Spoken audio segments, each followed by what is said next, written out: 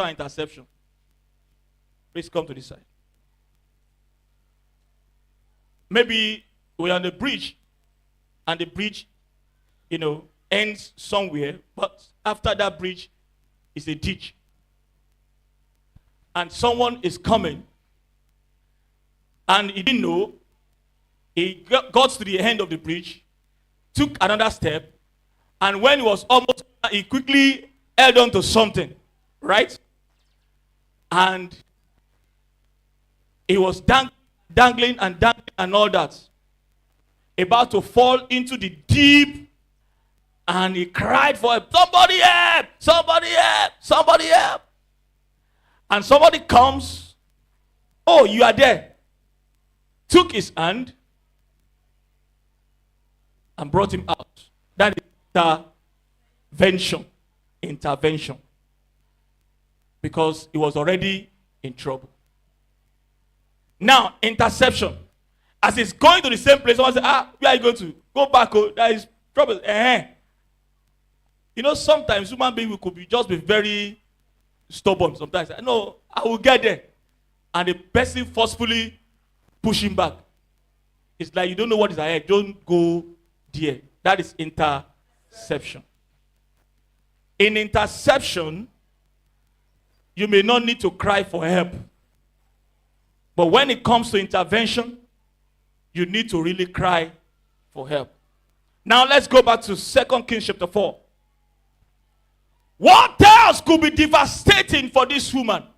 Number one, she was a widow, meaning that the husband is dead, her crown is gone, her support is gone, everything she had is gone. And as if that was not enough, the anointed husband that died left a huge debt for her. Creditors came and they said, we don't care whether you are the one that incurred the loan, the credit or not, the debt or not. We are going to collect this from you 100%. Otherwise, we will come for your children. Now listen. But if you read that story from verse 1, the Bible says, the woman cried to the prophet, right?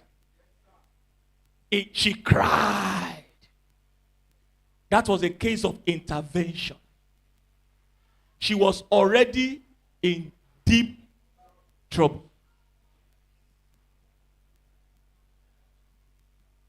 The vacuum that the husband left for her was still there. And yet, somebody was threatening to take his 2 sons. Now, listen. Everything a man lacks has the tendency to still take from you. Do you get that? Everything a man lacks, that lack has a tendency to still take more from you. This woman lacked money, and that lack is calling for her children. Let's assume that the 2 children were taken. Do you know that the spirit of lack will still come and demand for her health? When she found herself in deep trouble health-wise, the lack will still come and demand for her life. I'll make a physical explanation to you.